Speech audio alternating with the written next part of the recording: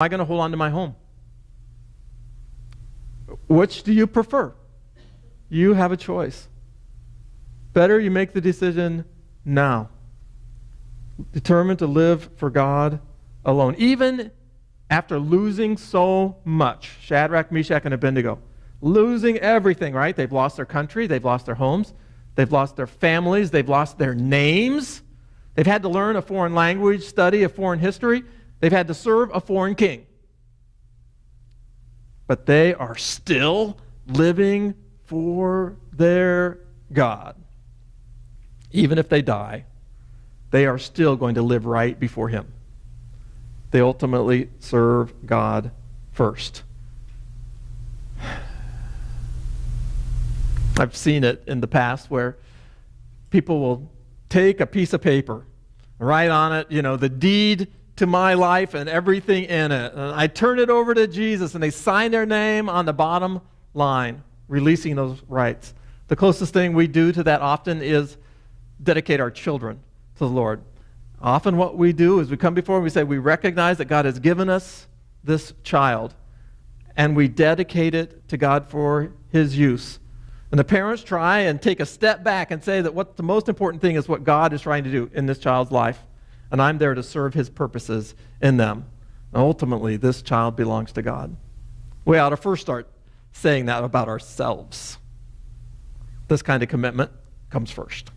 Right? Think of all the first things in our life that God asks us. He asks us to bring our first fruits. That's what the tithe is. It's something that comes first. You give back to God what He's entrusted to you, and you recognize it's from Him, and when it comes from Him, part of it is used in honor of Him. Or our first thoughts. We have this picture in Scripture about early in the morning, we turn our thoughts to the Lord. The first things we think about, the thing that calibrates our day, is who God is.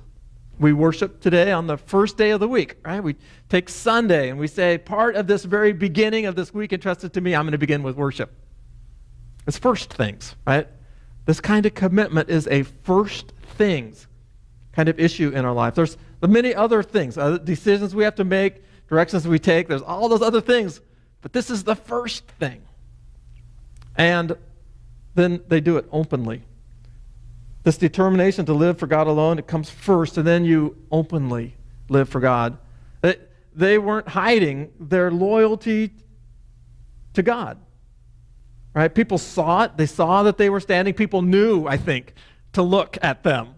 They knew that these guys were not going to go along with this program. We see it later in the book of Daniel about Daniel himself.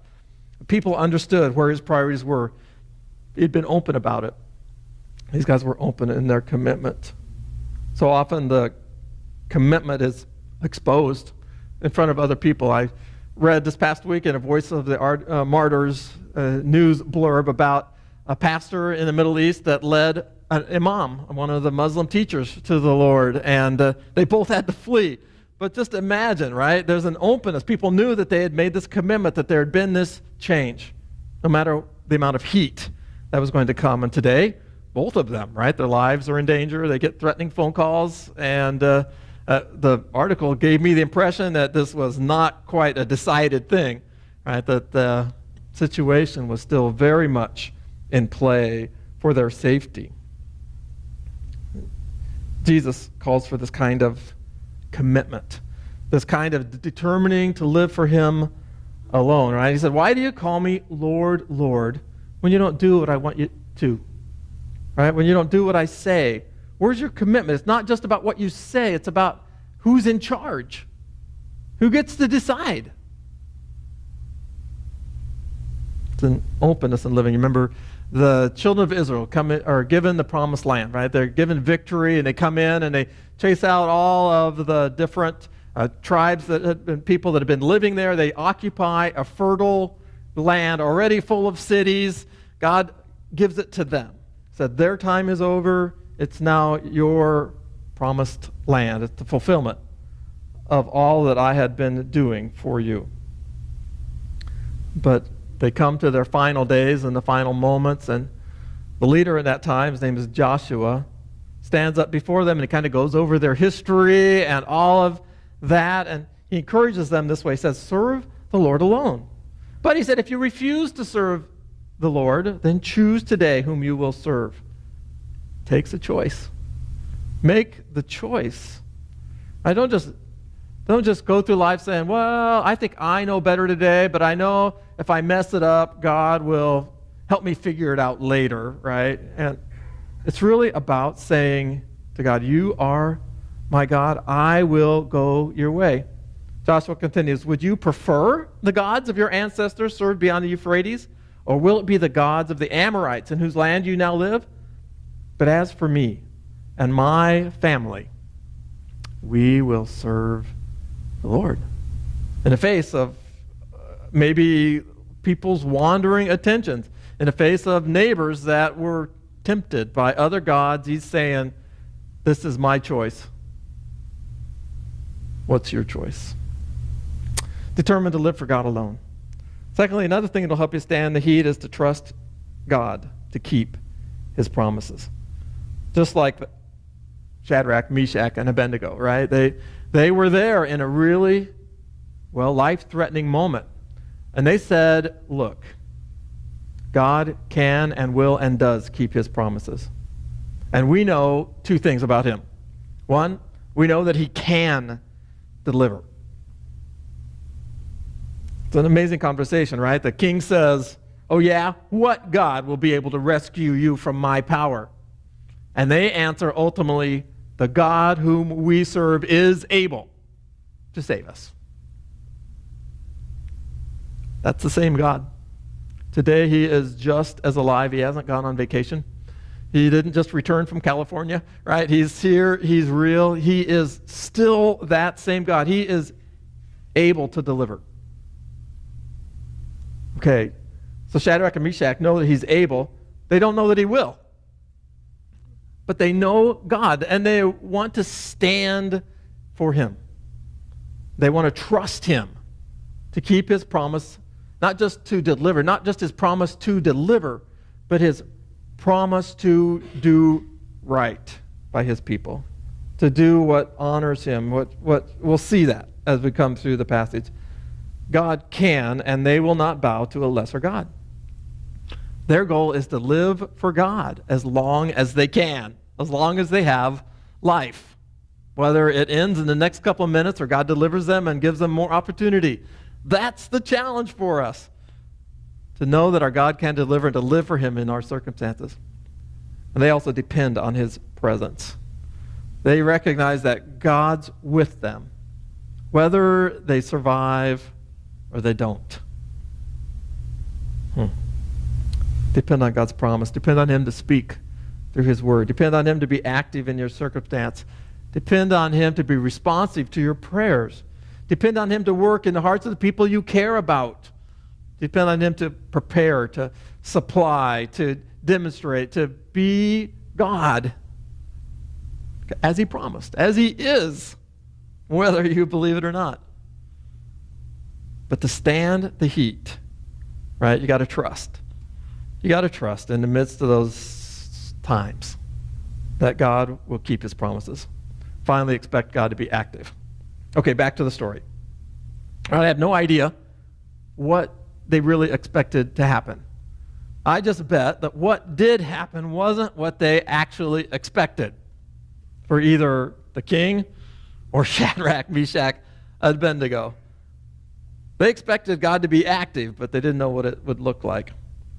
Nebuchadnezzar, he was so furious with Shadrach, Meshach, and Abednego that his face became distorted with rage. And he commanded that the furnace be heated 7 times hotter than usual. Then he ordered some of the strongest men of his army to bind Shadrach, Meshach, and Abednego and throw them into the blazing furnace. This is a big furnace, right? This isn't your furnace down in your basement. This is some kind of, group-sized furnace.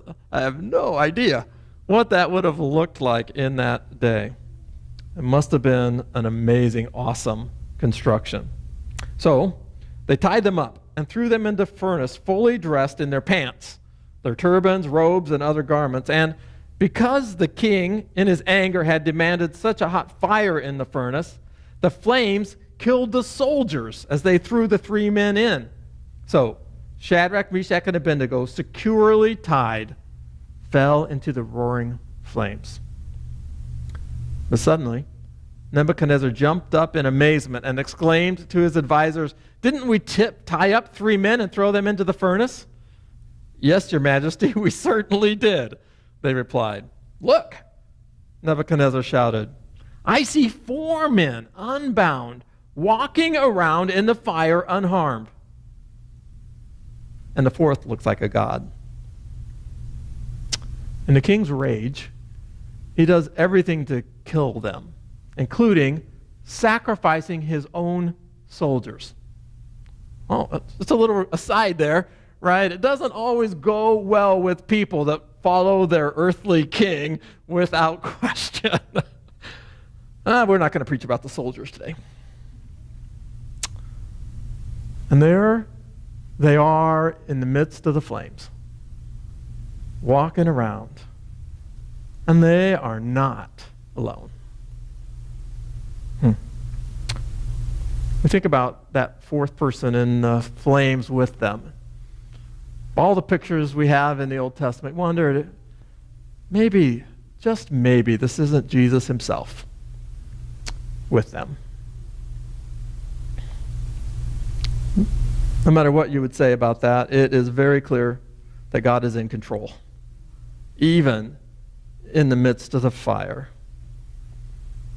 And in some ways, we ought to just step back and appreciate the fire for a moment.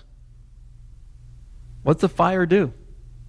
Well, the fire releases the ropes. They are unbound in the fire. The worst that the world can bring, the most painful circumstance that we endure, can have a way of releasing us from the grips of those things that would otherwise kill us when we recognize God's activity in the midst of them. People that can kneel before their captives and still hold on to the name of Christ as they